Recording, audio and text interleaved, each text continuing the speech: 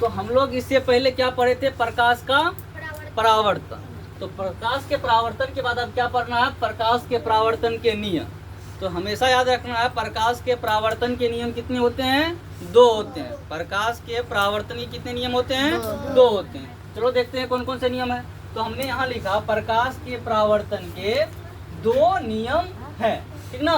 पहला नियम है आपतन कोण हमेशा परावर्तन कोण के बराबर होता है। याद रखना है आपतन कोण जो है हमेशा किसके बराबर होता है? परावर्तन कोण के। आपतन मतलब आने वाली, जो इस तरह का बताए थे ना, इस तरह से ये हो गया आपतन, ये आ रही है तो आपतन कोण हुआ। इधर से ये क्या हो रही है? इधर से टकराया इस सतह से, टकरा करके इधर जो मुड़ गई ये हो गया परावर्तन। तो ये कोण और ये कोण क्या होती है? हमेशा बराबर होती है। तो पहला नियम क्या लिखे? आपतन कोण जो है हमेशा परावर्तन कोण के, ये इसको बोलते हैं आई और इसको बोलते हैं आर। आपतन कोण को बोलते हैं आई और परावर्तन कोण को क्या बोलते हैं? आर। और हमेशा याद रखना कि आई जो है आर के बराबर होता है, यानी कि आपतन कोण जो है परावर्तन कोण के हमेशा बराबर होती है। पहला नियम याद हो गया? क्या हुआ? आपतन कोण परावर्तन कोण के क्या होता है? हमेशा बराबर होता है। हो गया ना याद? चलो दूसरी बात करते हैं। दूसरा क्या है? आपतित किरण मतलब आने वाली किरण, ये हो गया आपतित किरण। परावर्तित किरण, ये हो गया परावर्तित किरण। और अभिलंब, ये हो गया कौन चीज? अभिलंब। तीनों एक ही तल पर होते हैं। समझ में आया कि नहीं आया?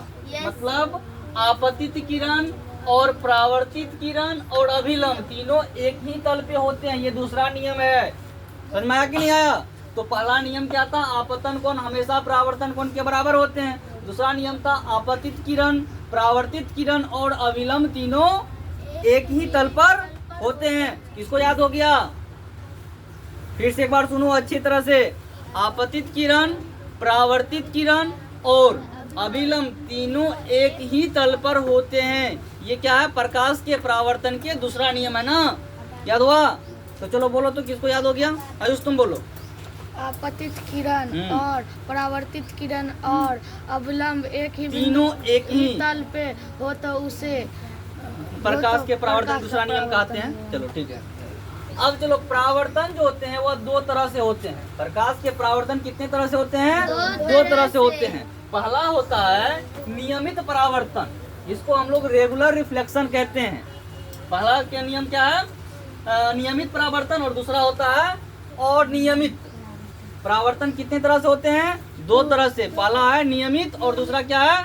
अनियमित। तो अब समझना है हमें कि नियमित परावर्तन क्या होती है। तो चलो देखते हैं क्या है यहाँ पे। इसको पढ़ने के बाद समझते हैं। इस तरह के परावर्तन के अंदर, मतलब नियमित परावर्तन के अंदर प्रकाश की किरणें एक समतल जगह से, ये क्या है? समतल जगह है। ये क्या है?